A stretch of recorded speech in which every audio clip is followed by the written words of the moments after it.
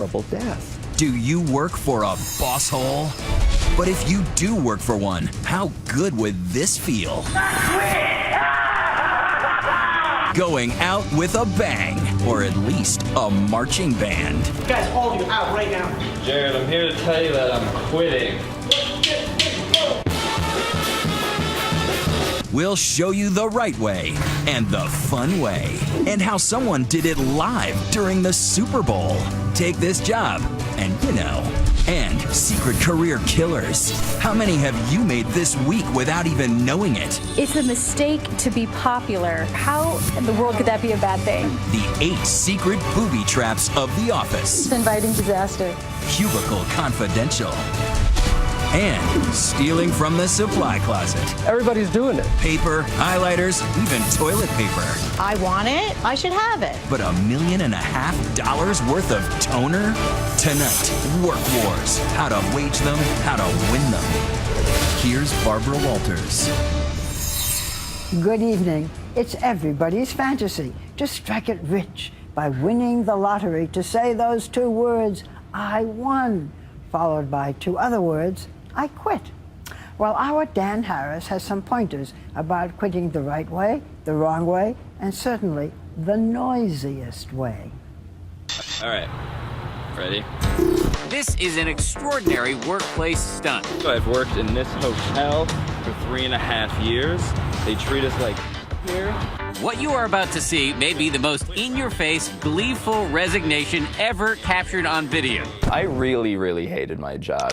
Joey DeFrancesco, who was 22 when this clip was shot, paid his way through college as a room service waiter, enduring, he says, backbreaking work, involuntary double shifts, low pay, and little respect. We're making really very little money for extremely hard work. You make it sound like this was the job from hell. Yeah. So I knew I had to give them one big last send-off message. Which is how, after one particularly frustrating day, Joey found himself ushering the fellow members of his marching band, for which he normally plays tuba, through the employee entrance, and then anxiously waiting for his boss to arrive. I was very nervous. I think you can see in the video, I know I'm pacing back and forth. And finally, here comes the boss, right there on the left of your screen. Guys, what is this? Guys, all of you out right now. Jared, I'm here to tell you that I'm quitting.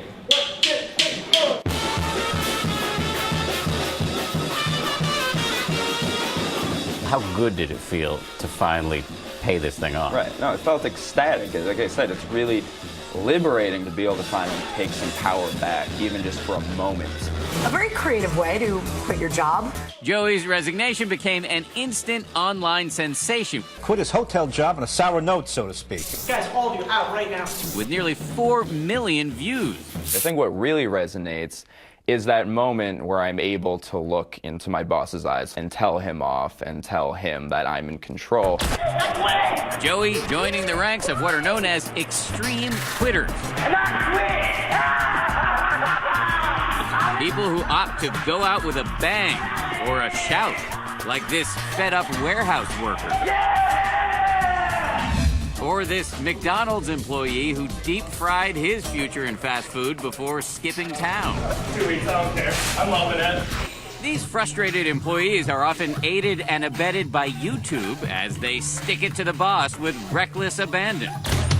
Doug Walker worked as a night janitor at an automotive electronics factory when he decided he'd had enough. Being a janitor is not the most glamorous job. You have to take out the garbage. You have to dig your hands into things you don't want to dig your hands into. So he decided to clean up one final time to the soundtrack of 2001: A Space Odyssey. He took center stage in the company lunchroom and ripped off his shirt.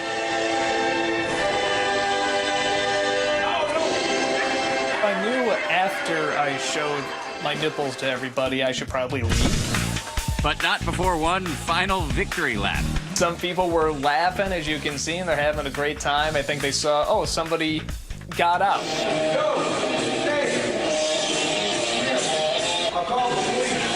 Some people, however, including his bosses, were not amused, and Doug was literally chased out of the building. God, they're coming, okay. Here's the question, though. Is this type of quitting really the wisest? I think everyone can relate to wanting to just for a moment take the power away from someone who's putting them down in their lives.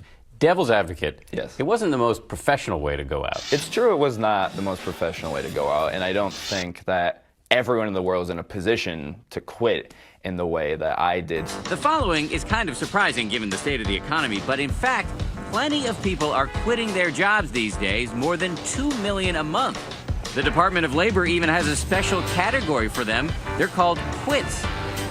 So why are so many people quitting? I hate my boss, I hate my coworkers, I hate my job. I hate my boss, I hate my coworkers, I hate my job. Studies suggest, number one, workers feel increasingly overworked and underpaid. 2, they hate their bosses. And 3, they want to become their own boss. I think America's figured out that it's very simple. You have just as much risk working for a big company that you thought was stable than you do starting your own. Kevin O'Leary is one of the hosts of ABC's Shark Tank.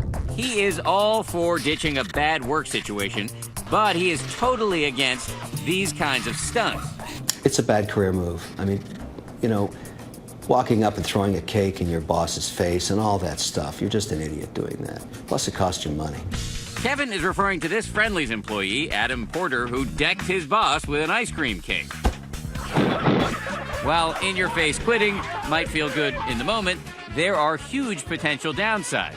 Not only do you run the risk of alienating future employers who could see your clip on YouTube, if you take it too far, there can be more serious consequences. After Adam Porter, formerly of Friendly's, carried out his cake attack, he pled guilty to assault and paid hundreds of dollars in fines. Walk out the door. Don't look back. That's how you quit. Kevin O'Leary says if you want to quit, follow the example of somebody like Farnia Furnell. She's leaving her job at a New York financial services company with a gracious letter. It's been an honor working with you. A civil conversation with her boss, and no cameras around. I just came from resigning from my position. Extreme, no. Liberating, yes. Relieved that I'm actually taking a step and not just talking about taking a step. It's the start of something new. In some cases, the end of something bad, and a brand new door opens up. In Furnell's case, it led to the founding of her own consulting firm. But here's a surprise. Extreme quitting may not always be a career killer. Sometimes the best way to quit a job is also the best way to find a job. Doug Walker turned his quitting stunt into a new career as an internet comedian. So I was getting a lot of hits on YouTube, which started from the quitting video, and I've been working as an entertainer ever since. You'll die! Joey DeFrancesco landed on his feet as well. He's found a new job and he's started a website called Joey Quits, where hotel workers can share their own workplace problems. Other workers can see that they're not alone and that there are things they can do to fight back. Today, Joey's become a kind of modern-day Norma Ray. And his band, they are marching on too, recently playing a picket line outside of Joey's former employer. If you had this to do over again, would you do it again? Absolutely. I have no regrets. Maybe if everyone did quit like that, it would inspire them to treat people a little bit better. How have you quit a job in the past? Or what's your fantasy of how you would like to quit? We're on Twitter throughout tonight's program, and we want to know, but keep it civil. Tweet us using the hashtag ABC2020. We'll be right back.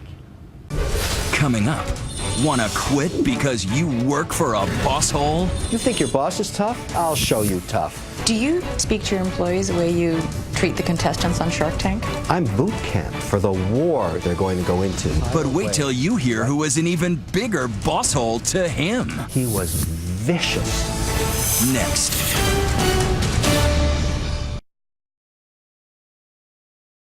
How is this for a greeting? Welcome to hell. You just met the devil. And that's the friendly version from Shark Tank's very own Kevin O'Leary. You know, the one with the big mouth, big opinions, and very big success.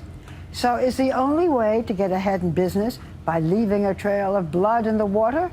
Our Elizabeth Vargas sat down with the self-proclaimed Mr. Wonderful to find out. There's a reason people scream when they see a shark. It's the fear of the bite. You're pigs.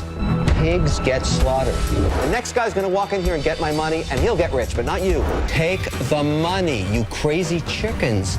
On Shark Tank, Kevin O'Leary is the bully in the proverbial black hat. It fits him to a T, and he knows it. What you see is what you get. I've forgotten about the sky already. Bring on the next deal. I'm here to make money. Well, people say I'm mean, but I really believe this. I tell the truth. I really tell the truth. Yeah, you tell it, but you tell it brutally. Well, what do you think happens in the real world? If you think I'm tough, I'm boot camp for the war they're going to go into when they try and run a business. But do you have to be so mean about it? You know, I've got a bad rap for that. I couldn't care less. O'Leary has two things most people don't: a ton of money and a desire to bankroll the dreams of entrepreneurs. People like Jeff Cohen, who dove into the Shark Tank, pedaling a guitar with a collapsible neck. They fold in half. Kevin seems to be a guy that doesn't like to lose. When he decides he wants something, bring that over here. He wants it. But he didn't get it. Cohen felt Kevin's proposal came with too many strings attached. I don't accept the deal that's on the table. You're dead to me when you say no to my deal. You're dead. In typical O'Leary fashion, there was no goodbye hug. That is a human tragedy, and he's teaching his son that. It's a crime. He should be arrested. You can't help, as you watch Kevin O'Leary on Shark Tank, and wonder, is this all an act? This bullying? It's not an act, and I think of myself as the merchant of truth. I really do. Outside the tank, the 58-year-old is the man behind O'Leary Funds, a billion-dollar mutual fund company. Morning, guys. Do you treat your employees and speak to your employees the way you treat the contestants on Shark Tank? Yes, sometimes. Really? Yeah. For me, business is war. I want to take prisoners. I want to destroy my enemies, my competitors. Don't ever walk in front of me unprepared. Don't ever get in front of me without your numbers. Never bring up a half-baked proposition and waste my time. But that Caesarean leadership style rubs some people the wrong way. There's even a word for it. Stanford professor Bob Sutton has spent years researching why bosses act the way they do. When I think of a boss hole, I think of somebody who's got some power or authority over someone. And it's also somebody who leaves that person feeling demeaned and de-energized. They are a staple in television and film, like those in The Devil Wears Prada. I'm sorry, Miranda, I actually did confirm last night. Tales of your incompetence do not interest me. Sit down. Working Girl. This woman is my secretary. And Glengarry Glen Ross. You can't close the leads you're given. You can't close. You are. Hit the bricks, pal, and beat it, because you are going out. And Sutton says life imitates art thanks to real-life characters such as movie producer Scott Rudin, once labeled the most feared boss in Hollywood for his firing of more than 110 personal assistants. Donald Trump, who not only fires contestants on The Apprentice, You're fired. but once allegedly fired his own co-star for excessive self-promotion. And the very judgmental Simon Cowell. Dreadful, pathetic, hated it. Who wiped out nearly all of the talent on The X Factor after just one season. If your boss possesses similar traits, Sutton explains how to survive. If you're stuck with the boss hole, then I advise learning the fine art of emotional detachment, acting like you're not there and pretending you're somewhere else. Sutton also has some advice for employers. If you're going to be a boss hole, you darn well better keep winning. O'Leary says it's okay if you don't like a CEO or the decisions he or she makes, because they are not here to please you. Respect and trust are the backbone of a business, not likability. Every bully has a bully, and O'Leary met his years ago. I worked for Steve Jobs, and if you think I'm tough, you should have met him. Really? Oh, my goodness. He berated me in a boardroom once in front of my own employees.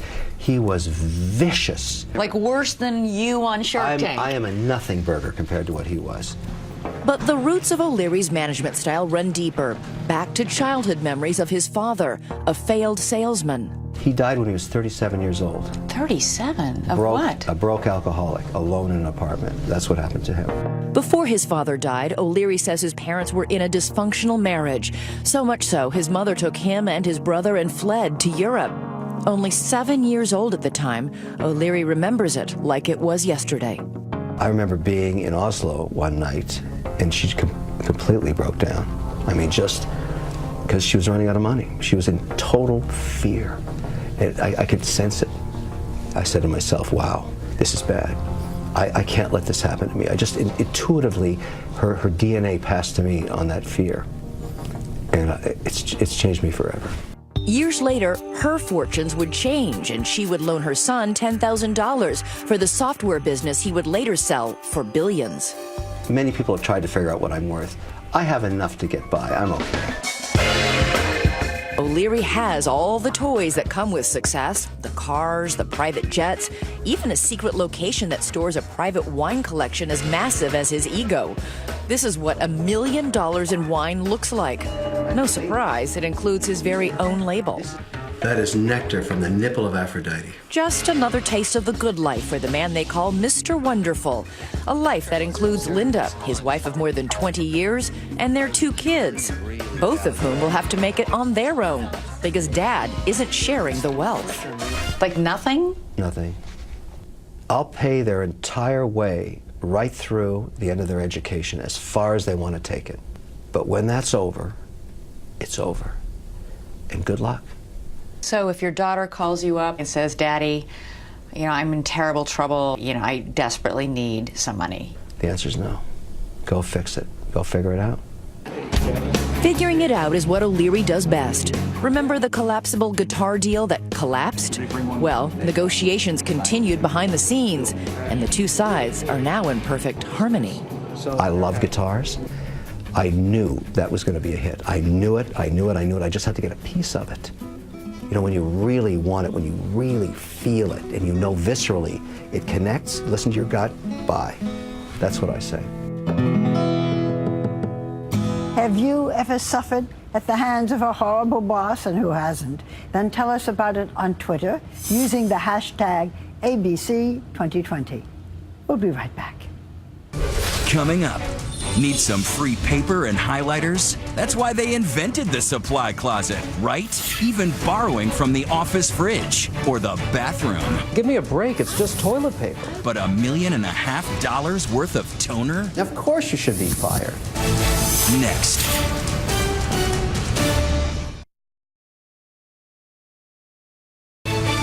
"2020 continues with Supply Closet Klepto. Are you one? Here's Gio Benitez. Admit it, you've probably made off with some of those tempting goodies in the office supply closet.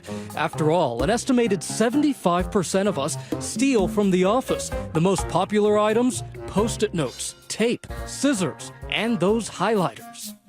No harm, no foul, right? Well, the boss might not agree.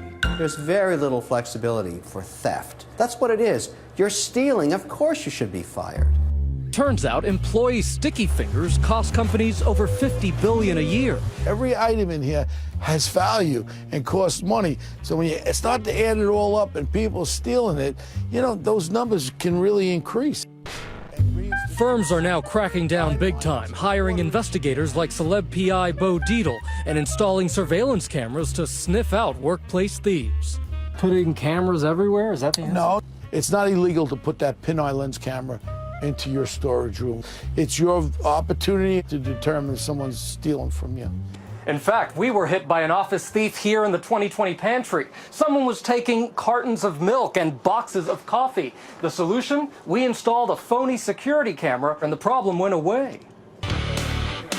But watch as this Texas police officer gets nailed by a real camera. While raiding the break room fridge, he takes a soda here, a sandwich there, and then another soda. The price of getting caught red-handed? A 30-day unpaid suspension. Embarrassing. But probably not as embarrassing as the case of this Colorado woman who was fired from the hospital where she worked after she was caught helping herself to the office stash of toilet paper. It humiliates you. It makes you angry. I'm not a thief. She claims she was donating the toilet paper to Iraq War veterans. Her bosses didn't buy that. There's probably never a good reason to steal. Psychotherapist Robbie Ludwig has treated office thieves. She says people often look at office theft as a harmless way to get back at the boss. It's not uncommon to go to work and feel like you're not appreciated enough for who you are, if you're not getting paid enough. Of course, pocketing a few highlighters is one thing, but this guy we tracked down took the concept to a whole new level, transforming himself from a mild-mannered supply clerk at a respected New York cancer hospital into the John Dillinger of office supply theft. And I was just hoping and hoping, praising God that I don't get caught. Marquis Gums says his life of crime began the day a stranger approached him with a curious proposition. Order expensive printer toner cartridges on the hospital's dime and then sell them to him right out the back door. Whoever was coming to get it would just meet me downstairs at the loading dock, and then we take it from there. Gums was diving headfirst into what authorities say is a thriving black market in bootleg printer toner. Believe it or not, this stuff is so lucrative, it's been called black gold. In fact, just one of these can cost hundreds of dollars. Middlemen sell the stolen toner at cut-rate prices, often online on Craigslist or eBay. It all adds up to big-time profits. In Gums' case, literally bags full of cash. They're calling me back with the money in a potato chip bag. In a potato chip bag? Yes, like $3,600 for that one day. Over 2.5 years, Gums sold $1.5 million worth of hot printer toner. Those potato chip bags full of cash paid for fancy clothes, jewelry, even a ritzy apartment at Trump Plaza in New York. I bought a BMW white X6. I had a Range Rover. I go to the dealer and just pick out any car I want, booking trips. Cancun, Mexico, the Bahamas, you name it, it's like I was there. And it's not just Gums. Other toner thieves have made big bucks with this brazen scam. In Washington state, Office Depot employee Dion Alexander made off with over $500,000 of printer toner. He was caught on camera using a forklift to deliver a load to an accomplice, who later fenced it on eBay. Alexander got a 16-month jail sentence. Gums, too, was busted after making a fatal mistake. The hospital realized he was ordering toner cartridges for printer models that were no longer in use. So that moment the hospital figured out what you were doing, what was going through your mind? It was surprising because I didn't know they was going to catch on that fast. And when they caught on, it was just like from night and day. Everything just happened. The moment they caught on, everything just ended for you? Ended for me. I never saw daylight again. Gums was convicted of grand larceny. After 18 months behind bars, he's now out on parole. I feel bad because I know I hurt a lot of people, and I want to apologize to the hospital, too. Who was disappointed most in you? My mom, because she didn't bring me up like this. It was just something that I wanted to do to make everybody happy. So, workers of the world, think twice before you swipe that sandwich. You may just be heading down a slippery slope straight to the slammer. Was it worth it? To be honest with you, no, it wasn't worth it. Next, how far would you go to please a demanding boss? I needed a job and I had a family, so I did what I was told. But what about when the boss asks you to do this? Go dig a hole in the desert somewhere. And later, the 8 secret booby traps that could keep you from earning that corner office. A list you don't want to miss.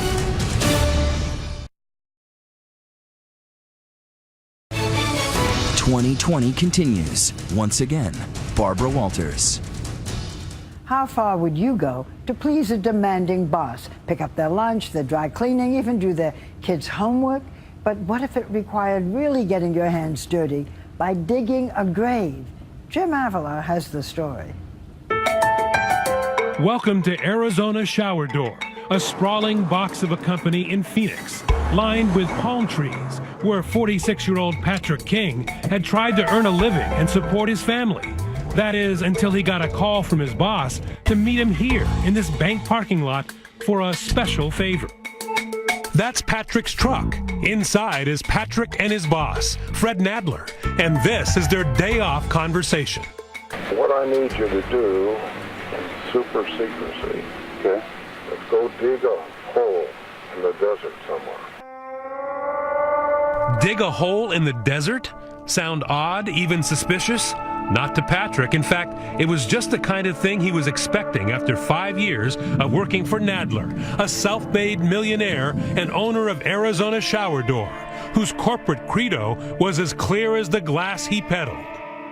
This is my company, you work for me, and if you don't like it, there's the door. Was he serious? Oh, yeah. Patrick started out as a crane driver, but quickly became Fred's right-hand man. And what kind of boss was he? Ruthless. So ruthless that Patrick says he was working 85 to 90-hour weeks, but only being paid for 40. I missed my kids being born. I didn't take any time off. He made me come back to work 4 or 5 hours later. And if Patrick had any objections, he said Fred had a special way of reminding him who was boss. He made me carry a paycheck stub that said Fred B. Nadler on it. 2-3 times a week, I'd have to pull out a paycheck. And he goes, "Who signs your paycheck?" And I said, "Well, it says Fred B. Nadler, sir." He goes, "Are we clear?" And I said, "Crystal clear." And he wanted you to do whatever he said? Whatever, no matter what it was or what time of the day. Personal, private, business, anything? Everything. Including, he says, spying on his boss's wife. And he had me get a phone for his wife and put hidden GPS in it and track her 24 hours a day, 7 days a week. And I complained about a lot of the stuff there and not wanting to do it, but I needed a job and I had a family, so I did what I was told. But Patrick's connection with Fred's wife would reach far beyond her cell phone signal. Libby Nadler, like Patrick, was living in a prison of her own, under the thumb of a controlling husband, who she says ran the home just like his office. Everything was fine as long as I went along with it, with whatever he did. He would just tell me if I didn't like it, I could leave. Not all of their 18 years of marriage had been like that, of course. When he told me that he wanted to marry me, he told me that we were going to have a wonderful life. And it was. Trips, a nice home. They even adopted and raised 2 children together. But Fred, she says, always was clear about one thing. He didn't like to spend money. He only liked making it. In his mind, he thought that everything was his. He didn't want to share, not with me, not with anybody else, as long as he was alive. Which meant divorce would be a little tricky.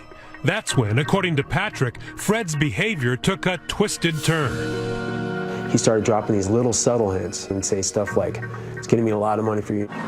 Coming from a boss who allegedly thought worker pay was optional, the promise of a big bonus seemed to Patrick a major red flag.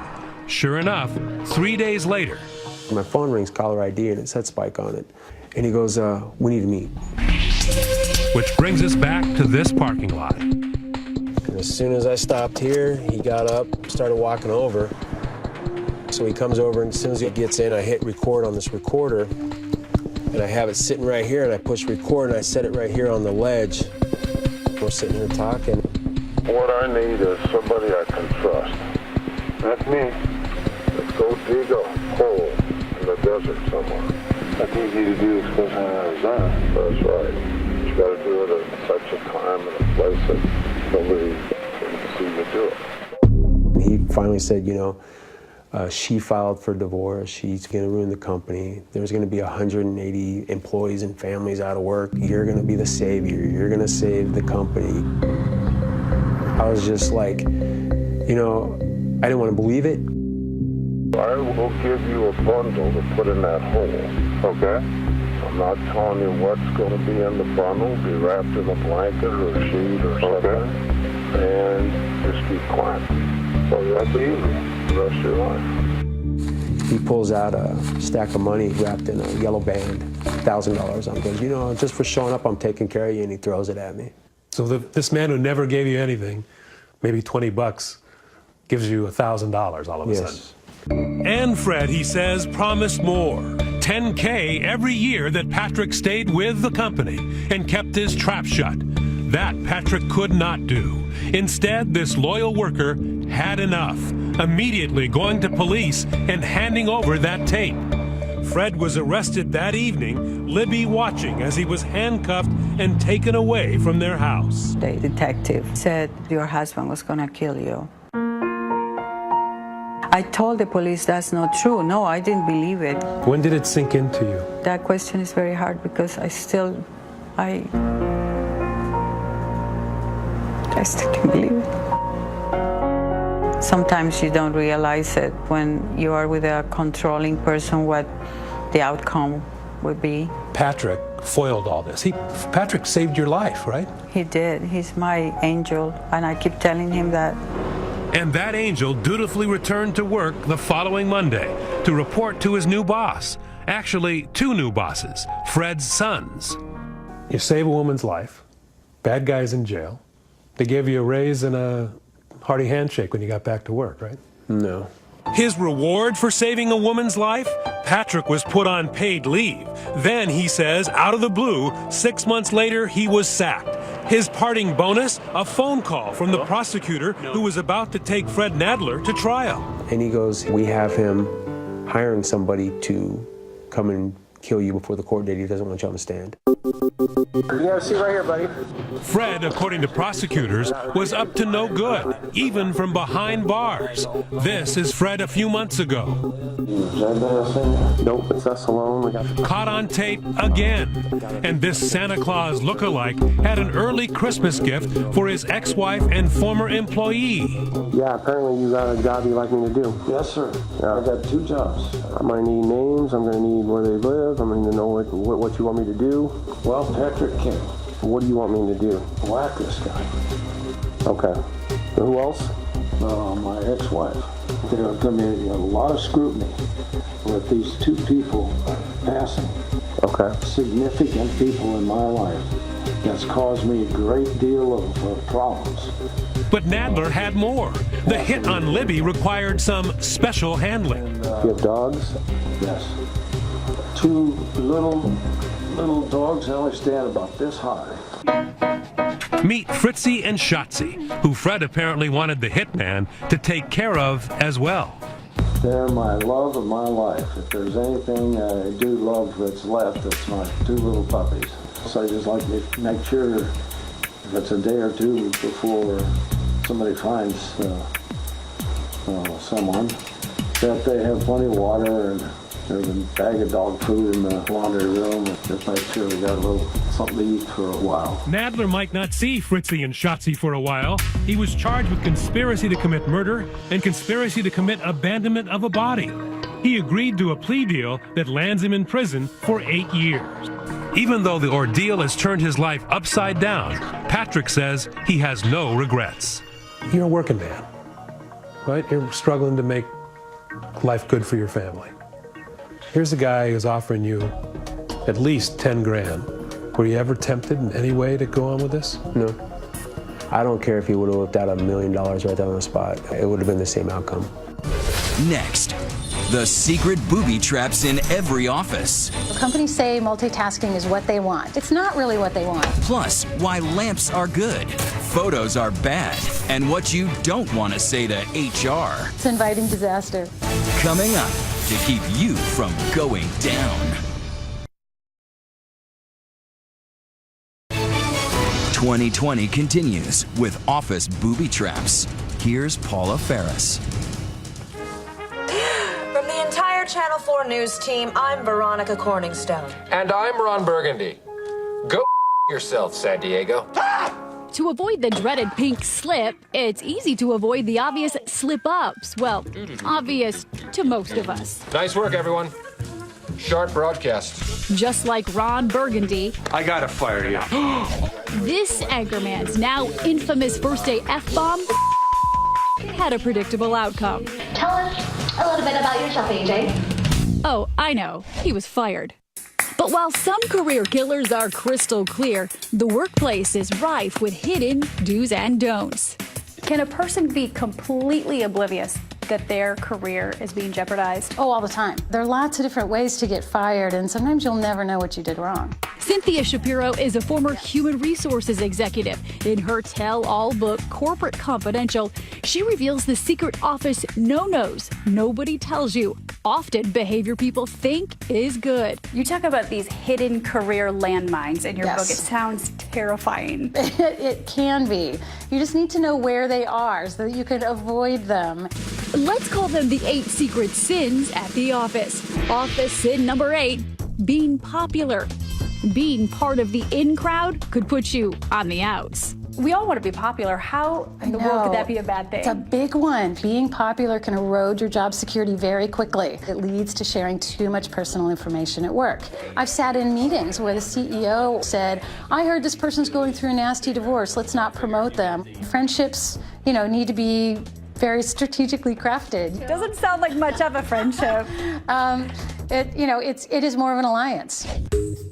Office sin number 7, multitasking. If you pride yourself on typing, talking, calculating, and chomping all at the same time, you're not alone. In this economy, you can't afford to take a break. This Saturday Night Live skit suggests a bathroom office to allow multitasking everywhere. But Shapiro says multitasking actually makes your performance tank. Studies show that dividing your attention between tasks can decrease efficiency and accuracy. Companies say multitasking is what they want. It's not really what they want. What they really want you to do is focus in with laser beam focus on one thing and then switch to another and switch to another and switch to another. Office sin number 6, talking to human resources. Even though your company will always say it's best to take your troubles to HR, that can be an RX for trouble. Most people assume that what they tell HR is confidential. All that means is they're not going to blab it to the other employees, but they will absolutely tell your boss. So if I'm having a problem with my boss, which I'm not, who do I go to? Well, I would encourage you to figure it out yourself. Another office error, mistaking your cubicle for your living room. Office sin number 5, over-decorating. Shapiro says you may think it's smart to make your space cozy and comfy, but it could really be a career killer. Companies will say, here's your space, this is yours. Do with it what you want. Yeah, do whatever you want with it. It's kind of an unconscious test of loyalty and values, because if you fill it with troll dolls and crystals or religious things, it's going to make them feel really, really uncomfortable. So you're saying we shouldn't pimp out the cubicle? It can really work against you very quickly. All right, so we brought Shapiro on a tour of the ABC offices to provide the boss's view of office decor. A really messy office and a really chaotic office, they would translate that into a chaotic thinker. An illuminating tip, lamps are good. Again, we have the lamps on either side, which is basically advertising that this person works late nights. Shapiro says family photos can be risky. It's telling the employer that this person would rather be at home with their kids. And if you're thinking of bringing your actual children to the office to show them off or tout your family values, Shapiro says time out. Office sin number 4, bringing your kids to work. If your kid decides to have a temper tantrum, it will reflect on you. If you can't control a child, how's he gonna manage the company, that kind of thing. It's inviting disaster. Another recipe for disaster, bringing in yummy treats for your coworkers. Office sin number 3,